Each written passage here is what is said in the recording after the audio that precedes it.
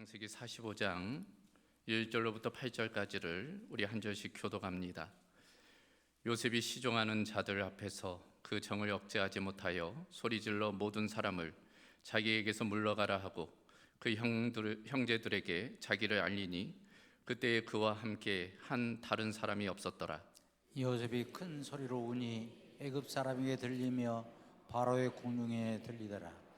요셉이 그 형들에게 이르되 나는 요셉이라 내 아버지께서 아직 살아계시니까 형들이 그 앞에서 놀라서 대답하지 못하더라.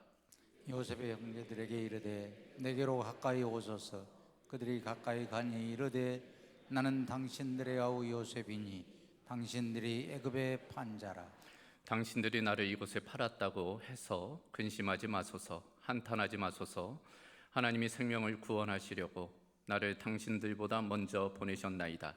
이 땅에 2년 동안 흉년이 들었으나 아직 5년은 밭갈이도 못하고 추수도.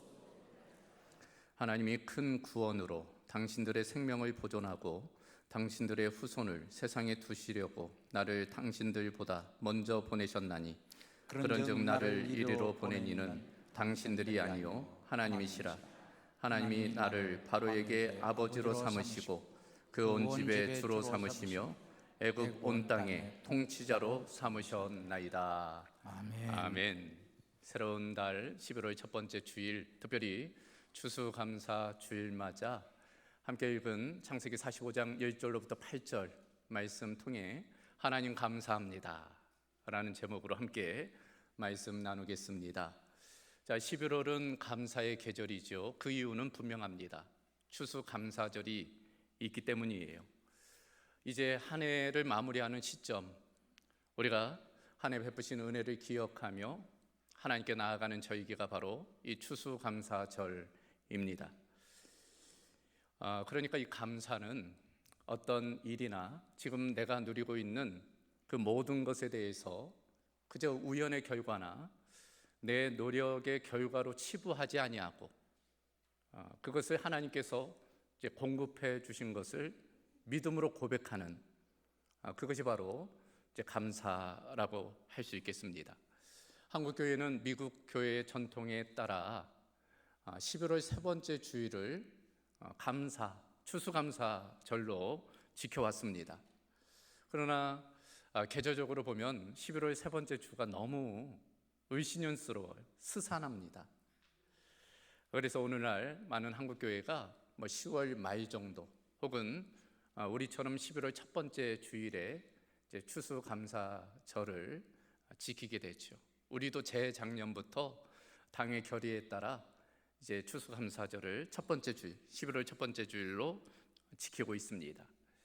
자, 이와 같은 감사의 능력 우리가 너무나 잘 알고 있어요. 이번 감사 특밤 통해서도 그 감사의 능력이 어떤지를 들은 바가 있습니다. 소위 땡큐 테라피라는 게 있어요. 그러니까 우리 기독교 신앙에서만 아니라 그냥 일반 세상에서도 이 감사의 능력을 인정하는 걸 학술적으로도 검증된 바가 있습니다. 문제는 이 불평은 너무 자연스러워요. 가르쳐 주지 않아도 이 불평은 늘 잘합니다. 반면 감사는 노력해야 된다는 거예요. 의지적으로, 습관적으로 이제 노력할 때 감사할 수 있는 것입니다. 이와 같은 감사가 특별히 우리 그리스도인에게 중요한 이유는 그것은 단지 이 감사가 삶의 태도, 삶의 자세일 뿐 아니라 신앙적인 요소와 연관되기 때문입니다. 그러니까 영성적인 요소가 있는 거예요. 실제로 우리 기독교 영성에 다양한 요소들이 있잖아요. 그 중에 빼놓을 수 없는 것이 감사입니다. 감사는 하나님과 우리를 연결시켜주는 이제 통로가 되기 때문이에요.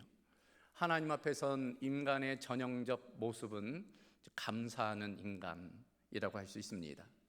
분명한 것, 그것은 감사하면 우리의 영이 살아나요. 또 우리의 삶을 풍성하게 한다는 것입니다. 천국을 경험하게 돼요. 반면 불평하고 원망하면 영이 병들게 되어 있어요. 삶이 고달파집니다. 결국 지옥을 경험하게 돼요. 그런 측면에서 우리는 불평과 원망보다는 이제 감사하는 삶을 살아야 되는 것입니다. 오늘 추수감사 주일을 맞아 그런 감사의 풍성한 은혜가 우리 모두 가운데 있기를 주님의 이름으로 소망합니다. 자, 오늘 추수감사주일을 맞아 성경 속 한 인물을 좀 들여다보려고 해요. 우리가 잘 알고 있는 요셉이라는 인물입니다. 이 요셉이라는 한 인물을 통해서 우리가 어떻게 감사하는 삶을 살 수 있는지를 좀 살펴볼 것입니다. 그 첫 번째, 어떻게 바라보느냐가 중요하다는 거예요. 한번 따라해 보겠습니까? 어떻게 바라보느냐가 중요합니다. 자, 오늘 본문 속 내용은 우리에게 잘 알려진 내용이에요. 그 중심에 요셉이라는 인물이 있습니다. 이 요셉, 여러분 잘 알고 계시죠? 야곱의 11번째 아들, 야곱에게 특별한 사랑을 받은 아들이었습니다. 그렇다고 행복한 인생은 아니었어요. 그렇다고 순적한 인생은 아니었습니다. 어려서부터 형들의 미움을 받잖아요. 그래서 형들이 이 동생을 죽이려다가 이제 결국에는 노예로 팔게 됩니다. 그때가 17살이었어요. 17살 나이에 애굽의 노예로 팔려가요. 노예가 된 이 요셉의 삶 어떻을까요? 참 고달팠겠죠. 보디발이라는 집에서 노예로 살다가, 그러나 하나님의 은혜로 이제 주인의 눈에 들고 가정 총무를 맡게 돼요. 그러나 그것도 잠시지요. 그 보디발의 아내의 유혹을 떨쳐내다가 결국 모함에 빠져 감옥에 갇히는 신세가 됩니다. 그러니까 더 나락에 떨어진 거예요.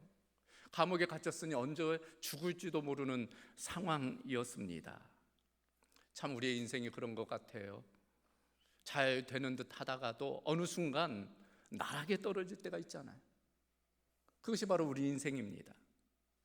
감옥에 갇힌 이 요셉, 어떻게 되었을까요? 기회가 찾아오죠. 끝까지 믿음을 잃지 아니하고 하나님을 신뢰한 그 요셉에게 기회가 찾아와요. 왕이 꿈을 꾸었는데 해석할 사람이 없는 거예요. 그때 이 요셉이 그 꿈을 해석해 주죠. 그리고 그 꿈에 따른 대책도 이제 마련해 주는 것입니다.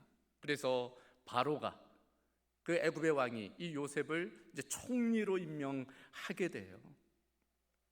자, 그런 일들이 있게 되고 이제 결국 흉년이 든 상황 가운데 그 가나안 땅에 있던 그 요셉의 형제들이 이제 애굽에 와서 곡식을 구하는 그런 일들이 있게 됩니다.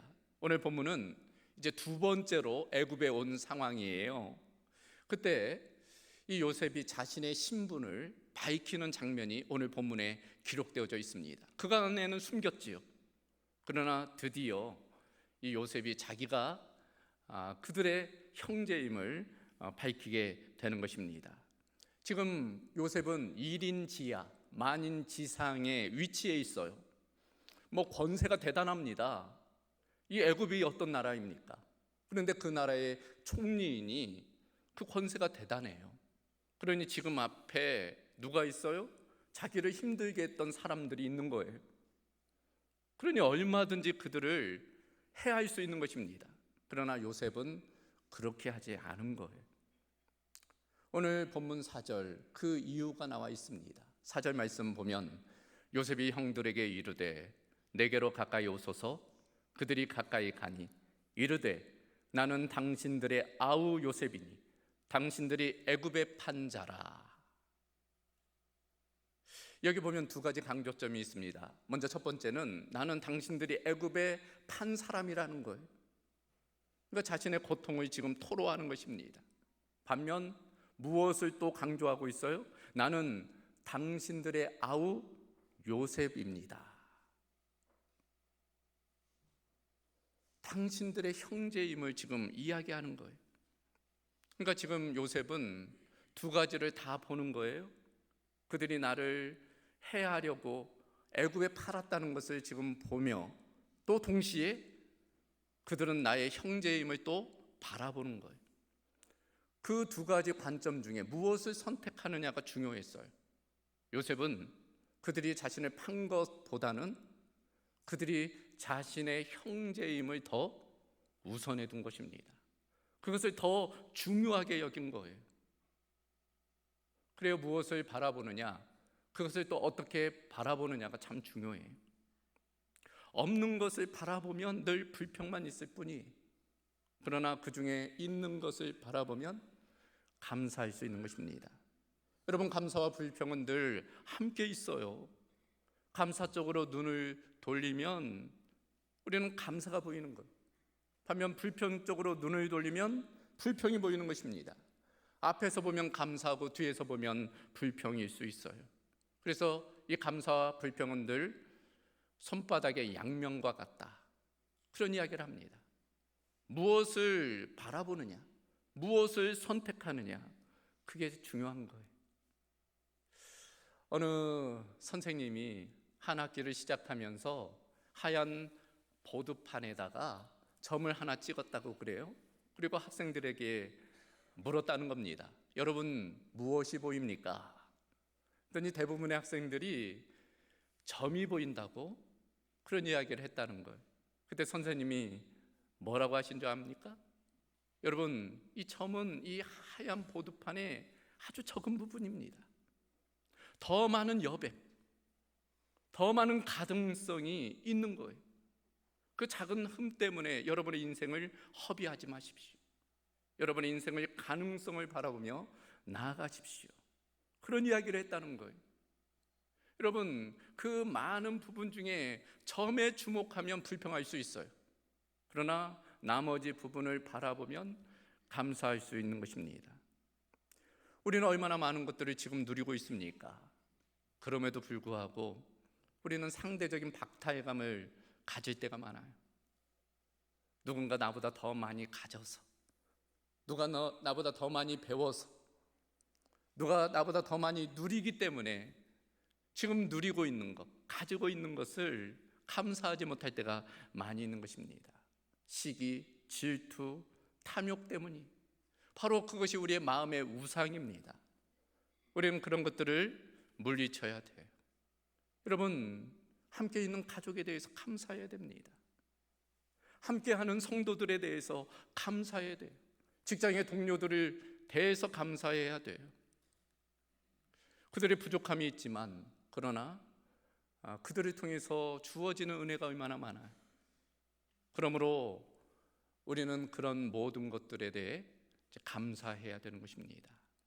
없는 것들 분명히 있어요. 누구는 건강이 좀 부족하죠. 누구는 재정적으로 좀 어려워요. 누구는 관계적으로 좀 힘든 부분이 있습니다. 그러나 그것만 있습니까? 없는 것만 있어요? 그렇지 않잖아요. 우리가 누리는 얼마나 많은 것들이 있습니까?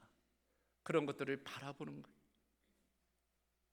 그래서 무엇을 보느냐, 어떻게 보느냐가 중요합니다. 요셉은 자신을 애굽에 판 그 사람들의 잘못을 바라본 게 아니라 그들이 자신의 형제임을 바라본 거예요. 우리도 그런 마음으로 늘 감사하며 살아가야 될 줄로 믿습니다. 그런 은혜가 우리 가운데 있기를 주님의 이름으로 소망합니다. 두 번째로, 은혜의 각성이 필요하다는 것입니다. 따라해 보겠습니까? 은혜의 각성이 필요합니다. 그래요. 불평의 눈이 아닌 감사의 눈으로 우리가 바라보기 위해서는 먼저 나 자신의 은혜의 각성이 필요해요. 은혜의 재발견이 필요합니다. 지금 요셉 그걸 고백하고 있어요. 8절을 보십시다. 8절, 하나님이 나를 바로에게 아버지로 삼으시고 그 온 집의 주로 삼으시며 애굽 온 땅의 통치자로 삼으셨나이다. 하나님께서 나를 이렇게 만드셨습니다. 그 은혜를 잊지 않는 거예요. 그 은혜의 각성, 깨달음, 그것이 형제들을 용서하고 받아들이며 오늘 주제에 따르면 감사로 나아갈 수 있는 통로가 된 것입니다. 제가 최근에 어떤 분의 글을 읽었어요. 현대인의 냉소주의에 관한 내용이었습니다. 이런 내용이었어요. 냉소주의가 마치 암처럼 우리 문화 속에 파고들고 있다.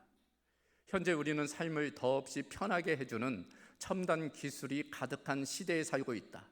그러나 우울증, 마약 중독, 이혼, 무절제, 외로움과 폭력 등에 찌들어 있다. 단순히 긍정적인 일화들로는 이 깊은 냉소주의와 싸우기에 역부족이다. 그래서 우리 삶에서 하나님의 선하심을 경험한 순간들을 기억할 필요가 있다. 우리가 은혜와 구속의 순간을 그냥 지나치지 않고 기념하면 이 냉소적인 세상 속에서 소망과 사랑으로, 감사로 살아갈 수 있다. 오늘날 우리 시대가 너무나 냉소적인 시대라는 거예요. 감사하지 못하는 시대라는 것입니다. 그 시대를 변화시키기 위해서는 하나님의 그 은혜의 사건에 대한 기억이 필요하다는 거예요. 은혜의 각성입니다. 은혜의 재발견이에요. 여러분, 당연히 여기는 것들 대부분은 당연한 게 아니에요. 누군가의 희생과 섬김이 있는 것입니다. 당연한 것은 하나도 없어요. 은혜만 있을 뿐입니다. 우리가 잘 아는 헬런 켈러 삼중고를 겪은 그 여인의 자서전 사흘만 볼 수 있다면, 그 자서전의 내용을 간략히 정리해 보면, 첫째 날은 자신에게 친절과 겸손과 우정을 베푼 사람들을 보고 싶다는 거예요. 사흘만 볼 수 있다면 먼저 보고 싶은 사람이 누구냐? 자신에게 친절을 베푼 사람, 은혜를 베푼 사람, 우정을 베푼 사람들을 보고 싶다는 거예요. 둘째 날은 새벽같이 일어나 밤이 낮으로 바뀌는 그 전율을 한번, 해가 떠오르는 그 모습을 한번 보고 싶다는 거예요. 셋째 날은 사람들이 일상을 살아가는 모습을 보고 싶다는 거예요. 도시 속으로 들어가 사람들이 어떻게 하루를 살아가는지를 보고 싶다는 것입니다. 여러분, 이 헬런 켈러의 소원, 우리는 매일 누리는 것이잖아요. 우리는 매일 누리는 것입니다. 그래서 나의 오늘은 누군가 그렇게 바랬던 내일이다 라는 이야기가 있어요. 오늘 하루가 얼마나 감사한 날인지 모르는 것입니다. 그 은혜의 각성이 필요해요. 은혜의 재발견이 필요합니다. 제 아내가 참 긍정적인 사람이에요.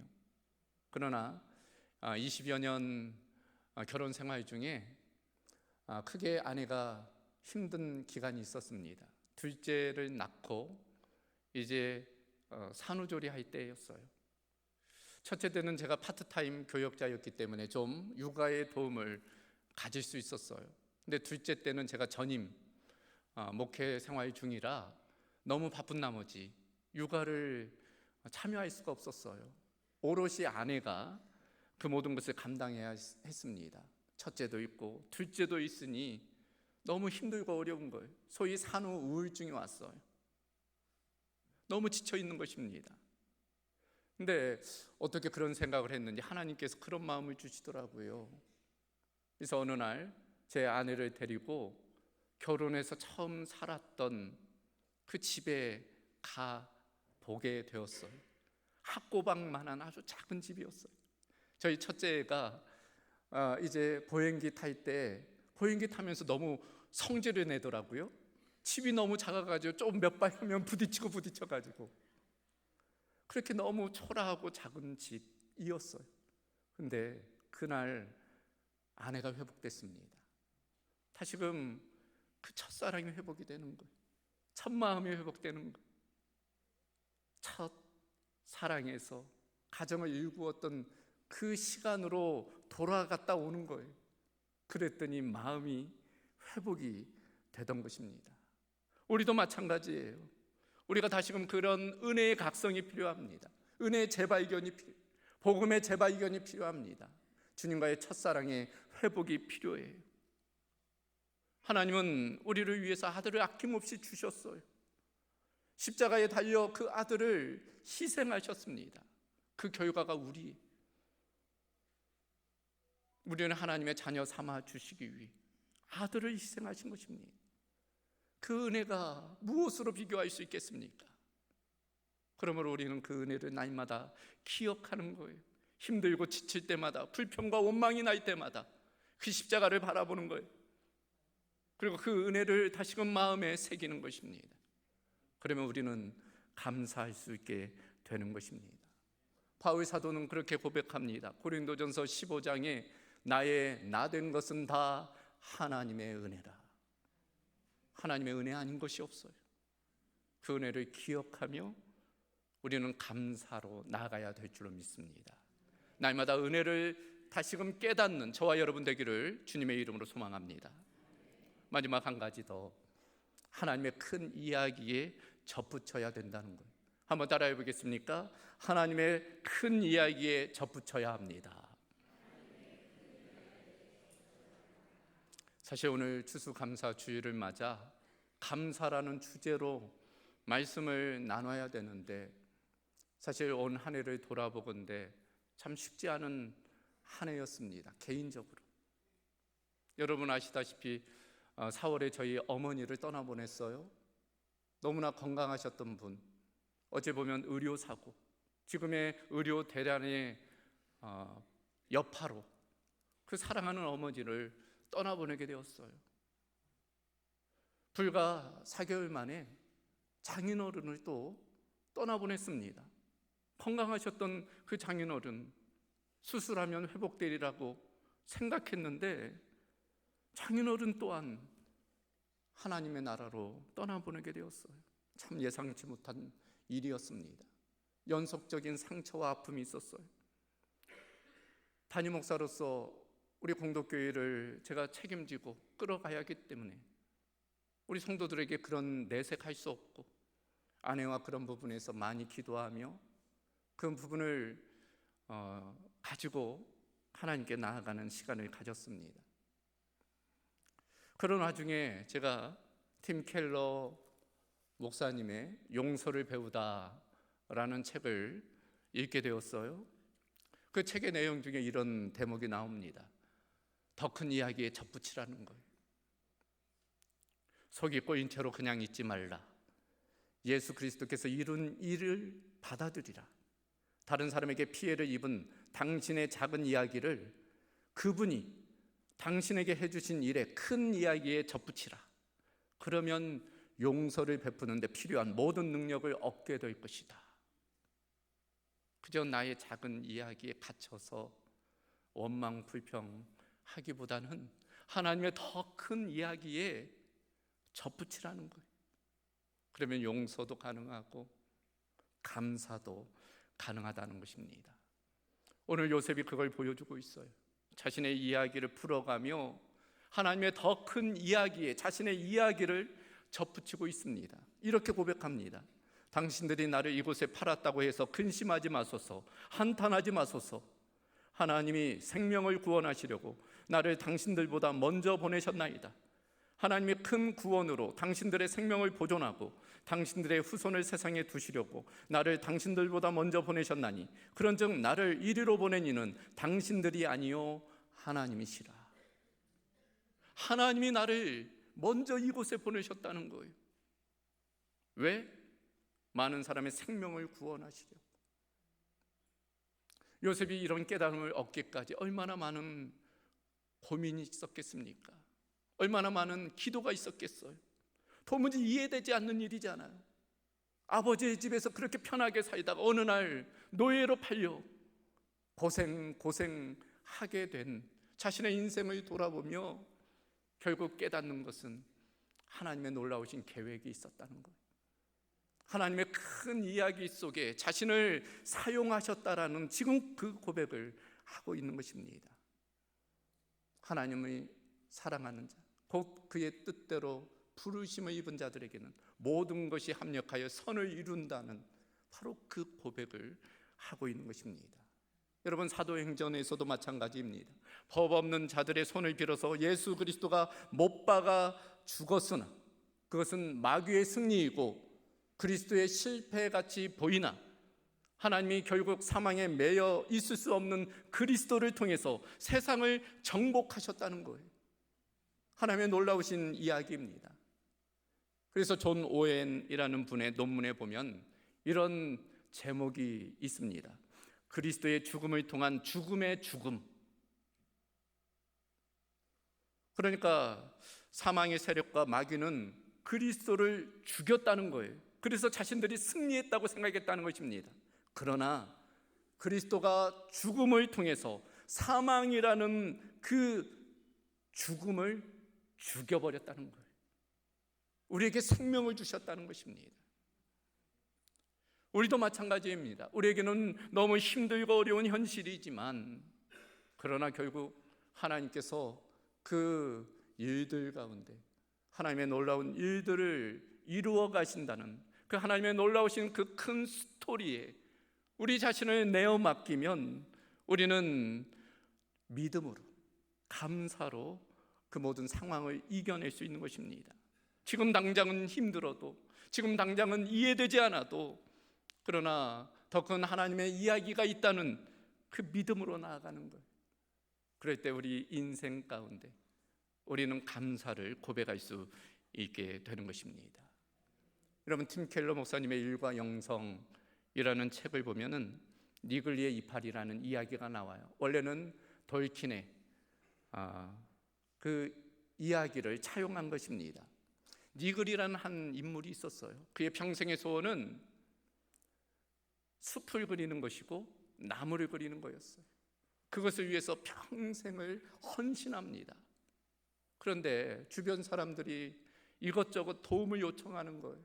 그래서 그 나무를 그리는 일에 집중할 수 없는 거예요. 좀 하려고 하면 누가 도움을 요청하고, 그러면 그를 돕다가 오면 그림을 그릴 시간이 너무 없는 거예요. 그런 결과 결국에는 이파리 하나만 그리고 죽게 되었다는 거예요. 근데 죽어서 천국에 가 보니 놀라운 것은 어느 곳을 방문했는데 그곳에 니글의 마을이라는 이름이 붙어 있었다는 거예요. 그리고 자기가 그렇게 그리고 싶었던 그 그림의 모습이 그대로 그곳에 펼쳐져 있었다는 것입니다. 이 니글이 그곳을 가면서 이렇게 이야기합니다. It's a gift. 하나님의 선물입니다. 그런 고백을 하게 되었다는 거예요. 여러분, 우리가 꿈꾸는 일들을 이 땅에서 다 이룰 수 없을지 모릅니다. 그러나 하나님은 결국 그 모든 것들을 천국에서 완성케 하시는 거예요. 그러므로 이 땅에서의 어떤 어려움, 힘듦, 고달픔을 우리는 넉넉히 이겨낼 수 있는 것입니다. 하나님은 선하시기 때문이에요. 선하신 하나님께서 우리에게 행하신 일도 선하시기 때문입니다. 많은 퍼즐들 중에 어떤 한 퍼즐은 왜 그곳에 그것이 있어야 되는지 우리는 당장 이해하지 못해요. 결국 하나님의 나라에 가면 그 퍼즐이 완성되는 것을 보게 됩니다. 그래서 하나님의 나라는 우리의 일상의 뒤편에 흐르고 있다. 늘 하나님의 은혜가 우리 가운데 있다는 것을 이야기하는 것입니다. 우리가 하나님을 다 이해할 수 없다는 것 인정해야 됩니다. 이해할 수 없지만 그러나 하나님을 신뢰할 수는 있어요. 그런 측면에서 감사는 그저 생각, 감정 차원이 아니에요. 감사는 복음적 선택입니다. 믿음의 고백이에요. 그렇게 일하실 하나님을 소망하며 고백하는 삶, 그것이 감사의 삶이 되는 것입니다. 그러므로 우리가 누리고 있는 것들에 대해 그러므로 감사해야 되겠지만 당장은 그렇지 않더라도 그럼에도 불구하고 감사하는 삶을 살아야 될 것입니다. 저와 여러분 가운데 그런 감사의 고백의 삶이 되기를 주님의 이름으로 축원합니다. 하나님 감사합니다. 오늘 추수감사 주일을 맞아 요셉의 모습을 통해 우리가 어떤 감사의 삶을 살아야 되는지 일깨워 주심을 감사합니다. 그러므로 감사할 뿐 아니라 그럼에도 불구하고 하나님의 선하심, 그 하나님의 놀라우신 그 큰 이야기를 기억하고 기대하며 늘 감사하는 삶을 살아가는 우리 공동교회 모든 성도들 되게 하여 주시옵소서. 예수 그리스도의 이름으로 기도하옵나이다. 아멘.